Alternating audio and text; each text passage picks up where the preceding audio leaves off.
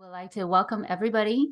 Good afternoon. Thank you for coming to our webinar today.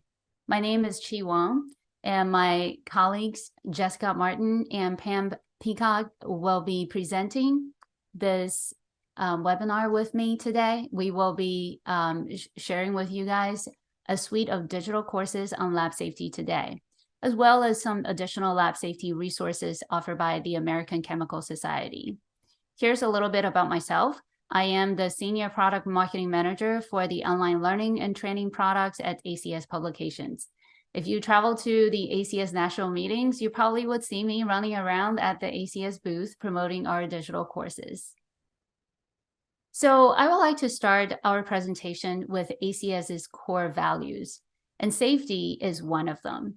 ACS supports and promotes the safe, ethical, responsible, and sustainable practice of chemistry, coupled with professional behavior and technical competency. At ACS, we recognize a responsibility to safeguard the health of the planet through chemical stewardship. And so years ago, the Office of Safety Program was established with paid staff members to support this effort.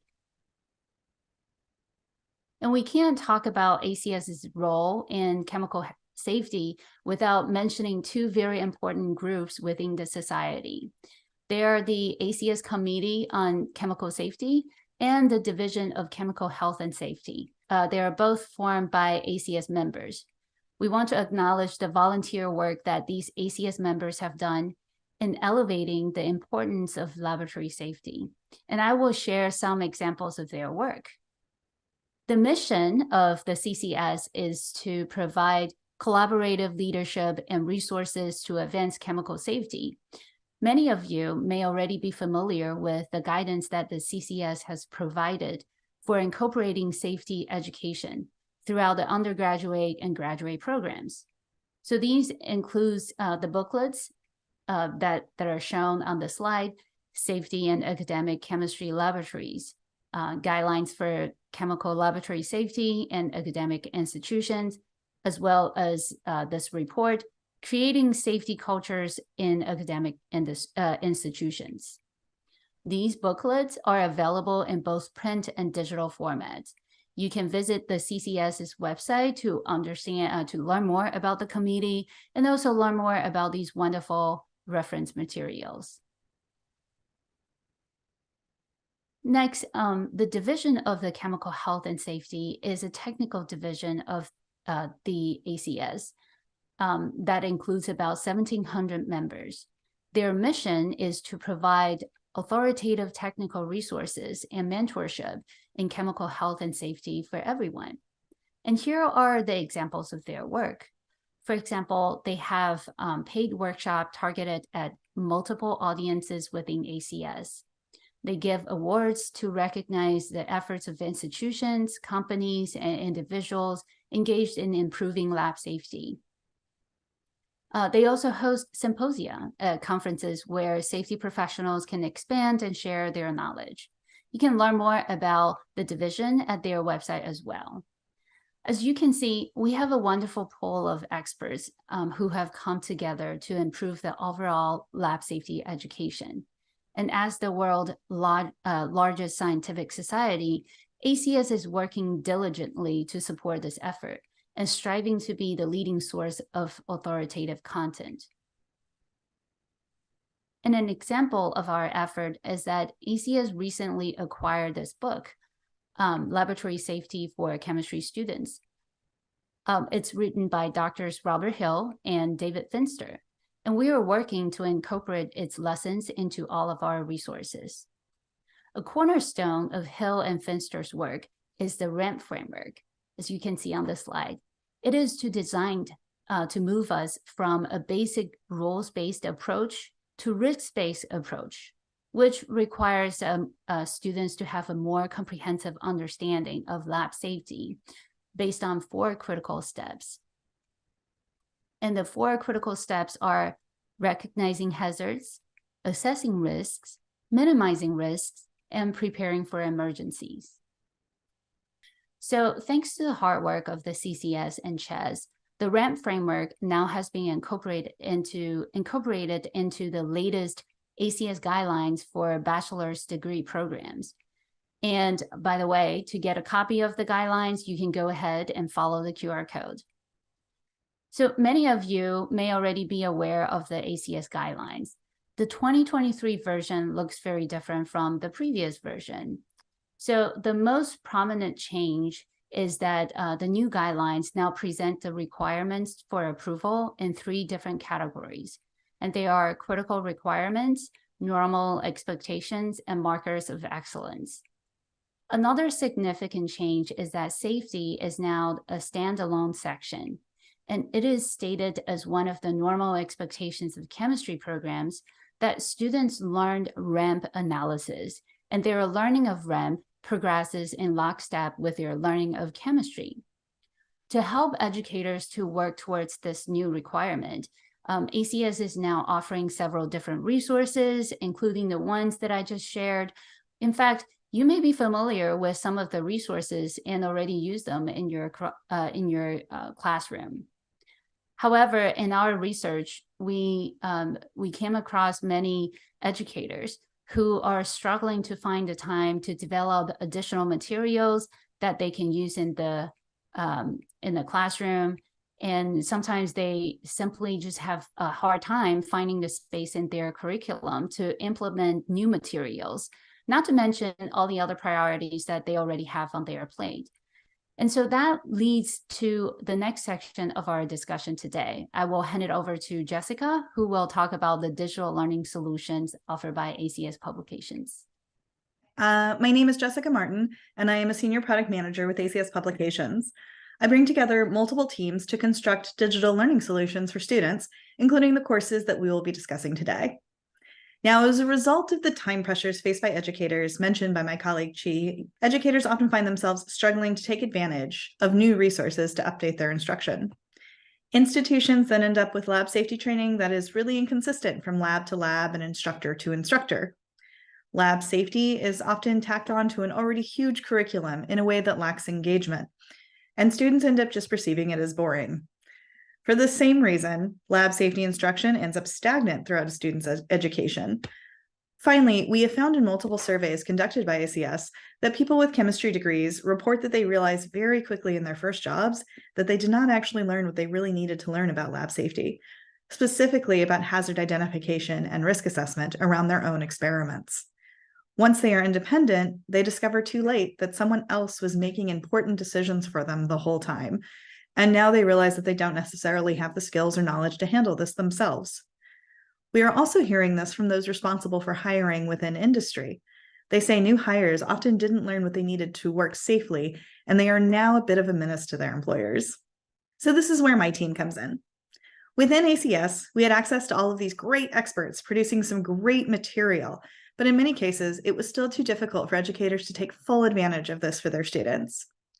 To alleviate this pain point, we have built a subscription-based series of courses in collaboration with our subject matter experts that are drawn from some of the groups within ACS that she mentioned earlier, the Division of Chemical Health and Safety, the Committee on Chemical Safety, as well as the Division of Chemical Education and their safety experts within there.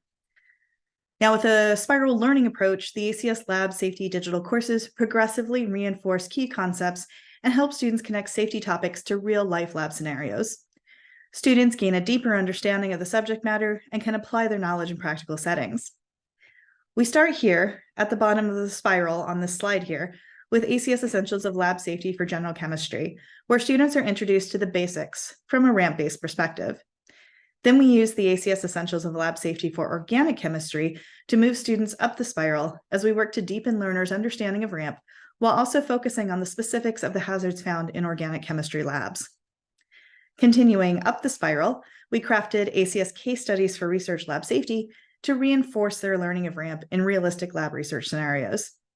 This course is for those students entering research labs, either as upper division undergraduate students or early career graduate students. Finally, at the top of the spiral, we have ACS Essentials of Lab Safety for Instructors and TAs. This course supports teaching assistants and new instructors as they learn the intricacies of being responsible for teaching ramp-based laboratory safety to others. Now, the value that you will get from purchasing this suite is found in how we help you address challenges. First, the RAMP framework that my colleague Chi mentioned is incorporated into the courses. Here is an example of RAMP being discussed in one portion of the organic chemistry course. This course is built on a risk-based approach to understanding safety in the lab. It is organized according to the RAMP framework. RAMP stands for Recognize Hazards, Assess Risks, Minimize Risks, and Prepare for Emergencies. Select the arrows to move between panels within this page. RAMP is an acronym to help those working in labs apply the principles of risk assessment in the laboratory environment. The concept provides a framework for making chemical safety an integral part of chemistry education and practice. As you expand your knowledge in chemistry, you should also be expanding your knowledge of the work and safety considerations that have gone into designing the experiments you perform. This course is organized around helping you better understand and implement RAMP in order to keep you and your lab mates safe while you perform experiments. The first step of RAMP is to recognize hazards. Not recognizing the hazards that are present is often one of the root causes of injuries in the lab. With your experience from previous laboratory classes, let's practice recognizing some common hazards. Select all of the safety hazards in the lab picture below. While the student on the right does have her splash goggles, lab coat, and gloves, she is not using her PPE correctly. Splash goggles can only protect her eyes if she is wearing them over her eyes. Her lab coat can protect her from spills and splashes more effectively when it is buttoned closed. Gloves can only protect her from hazards if she is not using them to touch things she will later touch with her bare hands. Okay. Now, second, we have built these courses so learners can explore the material through high-quality images, useful videos, and interactive exercises. Then prove what they know through a summative assessment. Once they achieve a score of 80% or higher, they will receive a certificate of completion. So now I'm going to go into each course in a little bit more detail. ACS Essentials of Lab Safety for General Chemistry was designed for those students entering educational labs for the first time or early in their studies. So we are thinking here not just in terms of general chemistry itself, but also any introductory chemistry courses you have built into your curriculum. While introducing students to the basics, we also introduce them to the concept of RAMP and risk assessment so they have some understanding of the work done behind the scenes to minimize the risks around the experiments they are performing. Now, you may remember this screenshot on this slide when we answered the first poll question at the beginning of this webinar. Let's watch what students are asked to do in this section. Wearing the proper lab attire helps minimize the possibility of exposure to various lab hazards. Here, Nina, Christian, Jasmine, and Daniel have gotten dressed before they go to their lab class. Which one of them is appropriately dressed for lab? Read through the question and provide your answer.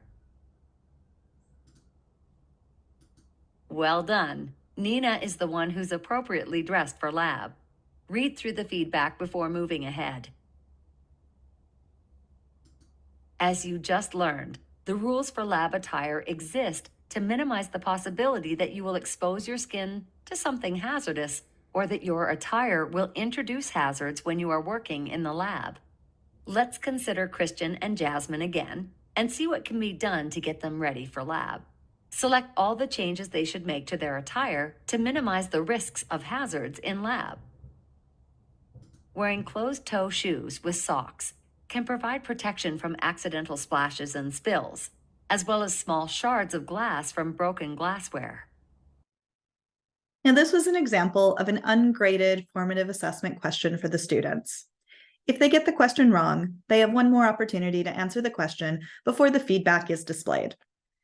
After each of these types of questions, the course digs a little bit more deeply into the subject for the student. These types of questions are scattered throughout the modules to give students an opportunity to practice before they are faced with a graded summative exam at the end of the course.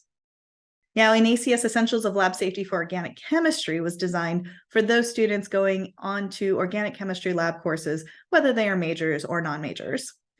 This course digs more deeply into the concept of RAMP, including a deeper dive on safety data sheets, as well as focusing on some of the specific hazards that they will encounter in an organic chemistry lab. Now, here on this slide is an example of an interactive exercise in the organic chemistry course. Are an important engineering control, but they are only effective at minimizing risk when used correctly. Imagine you walk up to a hood at which your lab mate is working and see several safety concerns about how they have set up the work area. Select each highlighted area to learn how to recognize incorrect use of chemical hood. It is incorrect to keep experimental materials on a stool next to the hood. Materials should not be placed outside the chemical hood, on a stool, a chair, or the floor. This is a trip hazard, and the experimenter is not protected from exposure to the hazard. Keeping the chemical hood sash fully open is an incorrect use. The chemical hood sash should be kept as low as possible to maximize the hood's effectiveness in removing hazardous gases or vapors. While a person is working at the hood, the sash should never be open more than 18 inches. If no one is working at the hood, the sash should be closed. Now, this was an example of where you can see the importance of using photographs in real labs with real equipment. In this way, we can enable the student to learn how to spot bad practices before they're in the real lab.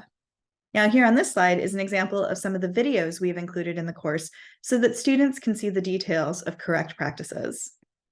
Glass joints are often found on interchangeable pieces of glassware that need to fit together in a leak-tight way that is quick and easy to assemble.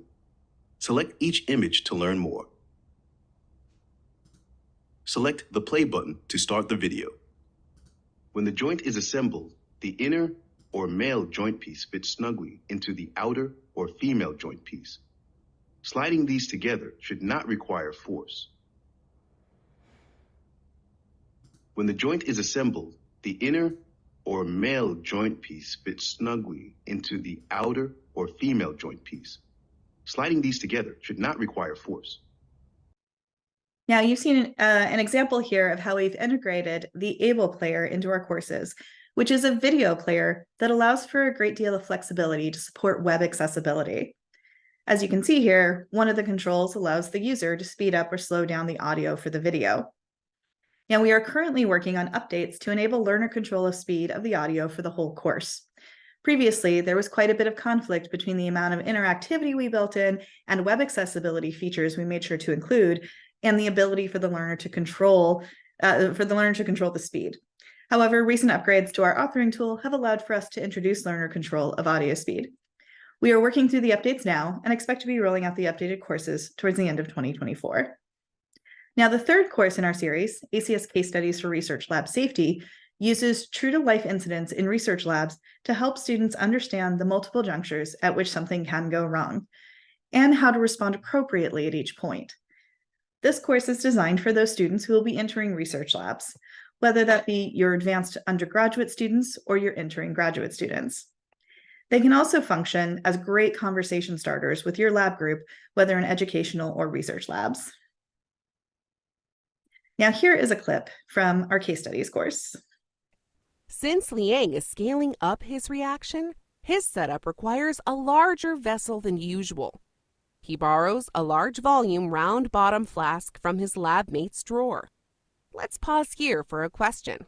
Select Continue. Which of the following are best practices for preparing glassware for use? Select all options that are correct. Select your responses and then select Submit. You can review the scenario by selecting the Check Scenario button. You can also review the ramp assessment by selecting the Ramp button.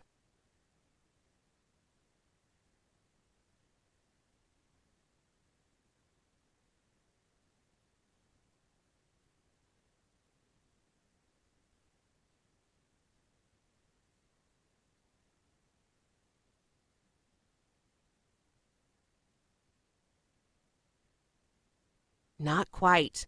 Try again.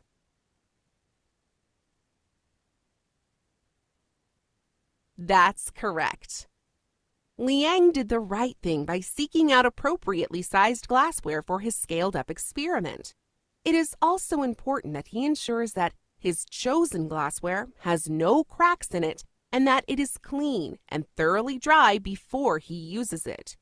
Pyrex glassware provides adequate structural integrity for scale up and is far more affordable than quartz glassware. Let's continue with the scenario. Okay. Now, as you can see here, these true-to-life scenarios are brought to life with technically accurate illustrations. While you saw a pretty simple introductory example here, using these illustrations allows us to get more detailed about what can go wrong. Learners are given 2 opportunities to get the answers correct before getting substantive feedback on the question. Our 4th and final course in the series, ACS Essentials of Lab Safety for Instructors and TAs, was designed for those folks who are responsible for teaching others in educational labs, including new instructors and student teaching assistants.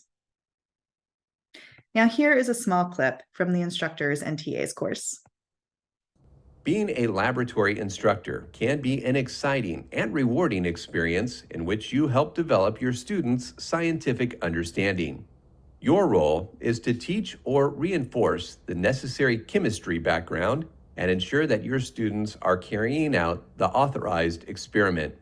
As we will discuss in this module, your responsibilities include the promotion of student safety in the laboratory. Select the arrows to move between panels within this page.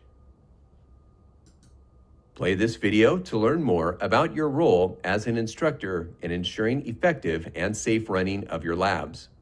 Select play to start the video.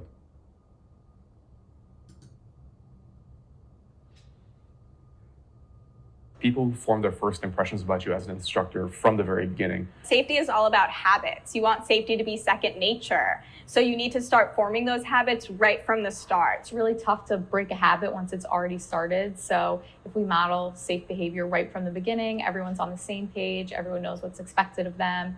It's easy to kind of get careless and slip up. But then if your students kind of catch on to that, it can become a habit for them too. That could be unsafe.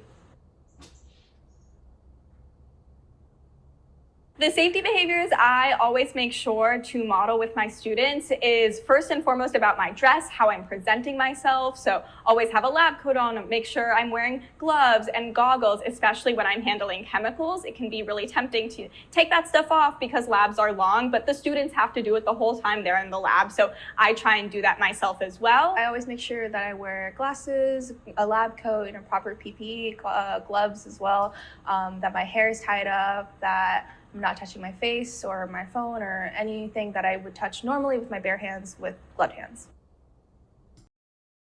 So this was an example of how in some of our courses, we've incorporated commentary from real folks out there teaching in laboratories. These folks share stories about how they teach, when they've had incidents, and what matters to them about safety in the laboratory.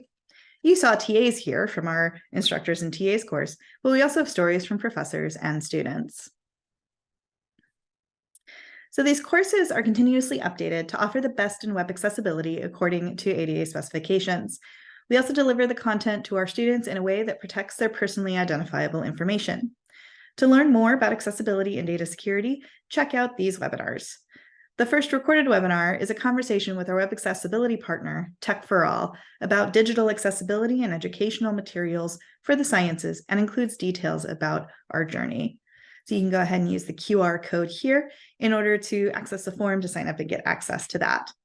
The second webinar is a conversation with Ristici that discusses a delivery mechanism we use to send updated courses to our customers as they become available and deliver our courses in a way that protects your students' personally identifiable information. Again, you can use that second QR code to the right to go ahead and access that. So now I'm going to take you to our ACS Publications Digital Learning Solutions site. Here we are. So the web address here is solutions.acs.org/solutions/institute. And once you get here, you will see titles for the 4 courses that we've discussed here today. I'll go ahead and go into one of the courses so you can see the information that is available here. So we'll use general chemistry as the example. So you'll see a video up here, which these videos tend to be a few minutes in length and show you some more features of the courses. You can then scroll down here in order to get some general descriptions of the courses. That includes the length of each course and the number of modules, the learning objectives, and some content highlights here. You can also scroll down to see the subject matter experts who are involved in each course. Each course had a different set of subject matter experts who had expertise in that particular topic that we were discussing. So here you'll see we had Imka Schroeder and Michael Blaney, who are, Imka Schroeder is with the UC Center for Lab Safety, and Michael Blaney also works with her in the Safety Training Consortium. We also had Susan Whitaker and Wesleyan Talmadge join us as very active members within the Division of Chemical Education and are very involved in teaching and structuring general chemistry labs. And then Craig Merlick and Dominic Casadante both joined us for this as well. Dominic Casadante, you may know from the many talks he's given about an incident that happened in a research lab several years ago, and his advocacy for lab safety education ever since. And then Craig Merlick at UCLA, again, another tragic incident that happened several years ago that Craig has spoken on and advocated for changes within UCLA since then. Then you'll continue on to be able to see an outline of the course where you'll see all the modules available, as well as some details about what is covered in each module. And then finally, down at the bottom here, you'll see the system requirements for being able to load our courses directly into your learning management system. And so this is, we try to keep it updated as much as possible, but Pam will be speaking in a minute on the great work that our sales operations team has been doing in order to help us get into as many LMSs as possible. So she'll go into the details there, but you can definitely look here for more information and then contact us if you have any questions about that. So once you've had a chance to look through everything on this course, you can also request evaluator access here.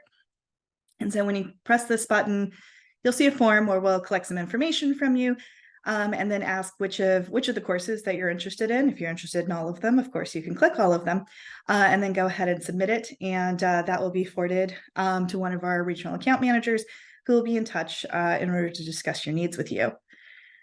So with that, we can go ahead and return to the slides. Thank you. And then, as I mentioned before, my colleague Pam Peacock will take over here to discuss a bit of the behind the scenes tech. Thank you, Jessica. As mentioned, hello, everyone. I am Pam Peacock, and I'm here at ACS Publications as a product manager with about 15 years creating and integrating STEM e-learning courses into about 20 plus different well-known and homegrown LMSs with the leading education publishers out there. I am going to be probably your primary point of contact to get our courses integrated into your system. Our courses can be integrated into many of the LMS systems as the community is working to integrate and have a standard ability to do so.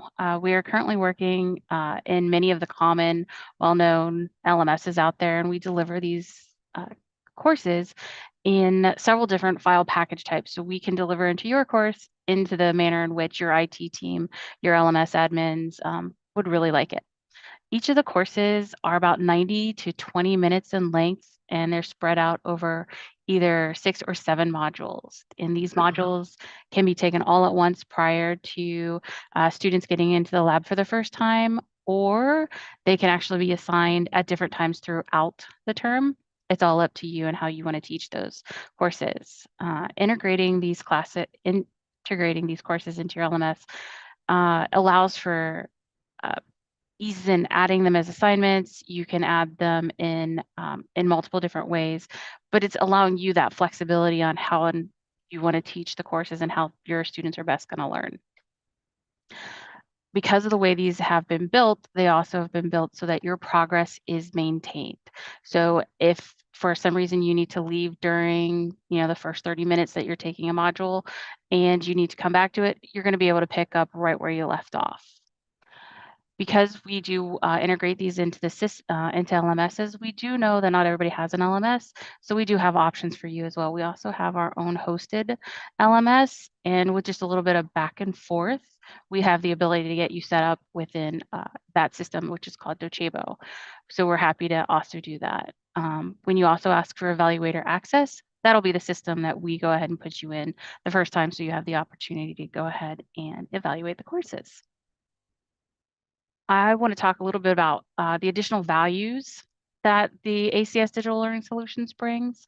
We bring that learner management integration. So we have a dedicated support tech team here at ACS, and we have the ability to install those courses within your LMS, help your LMS admin team at your university go back and forth and get our courses uploaded. Our goal is to respond within 24 to 48 hours, either with solutions or resolutions to any inquiries that you may send us.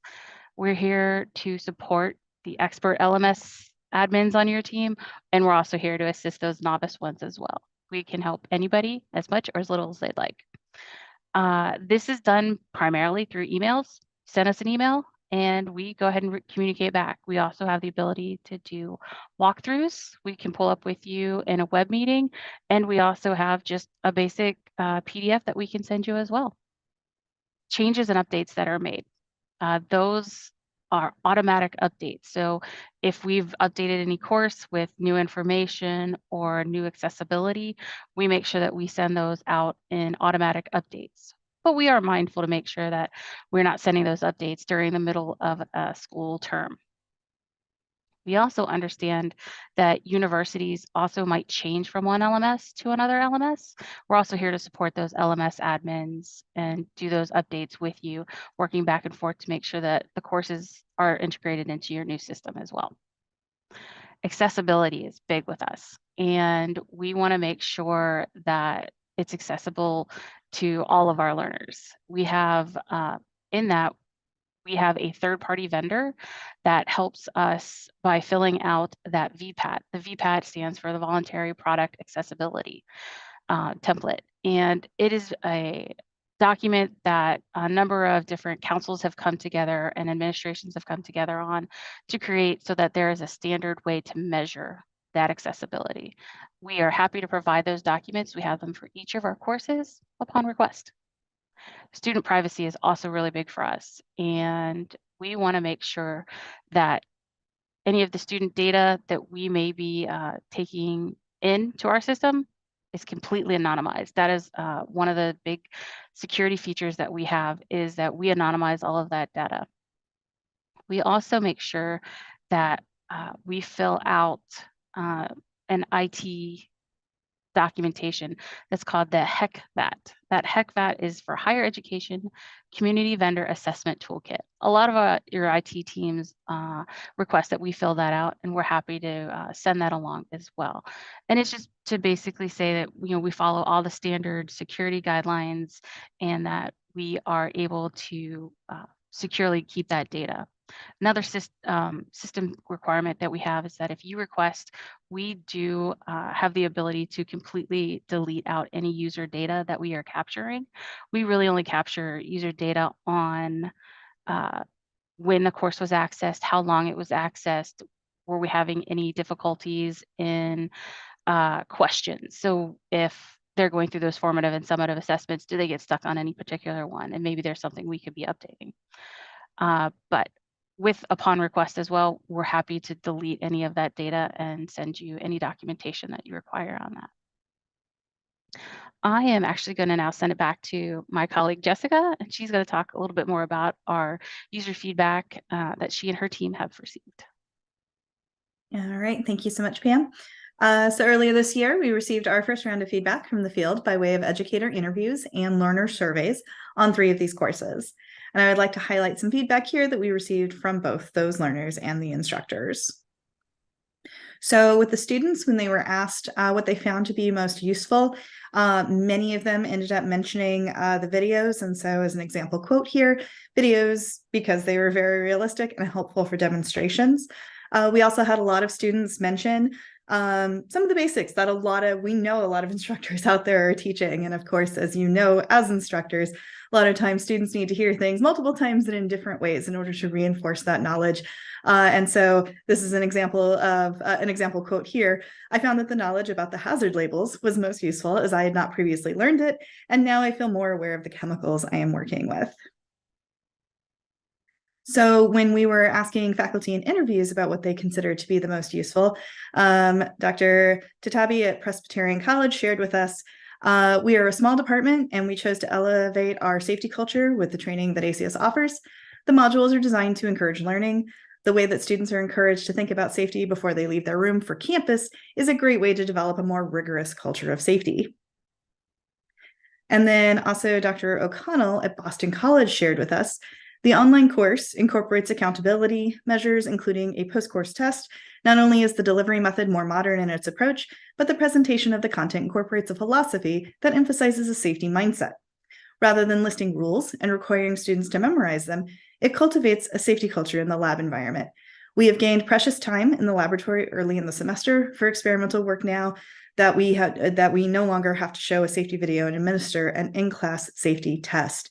So we found this feedback very edifying since it showed us that we were accomplishing many of our goals here, where we were really helping to build that safety culture through the teaching of ramp and risk assessment. And with that, I'm going to go ahead and hand it back to my colleague, Chi, to finish us out on this webinar. All right. Thank you for the presentation, Jessica and Pam. And I would just like to share this QR code. As Jessica mentioned earlier, the form to get your evaluator access is easily found on our website. But you can just scan this QR code on the slide to get through the form. So in this webinar, we just play several recordings straight from the courses.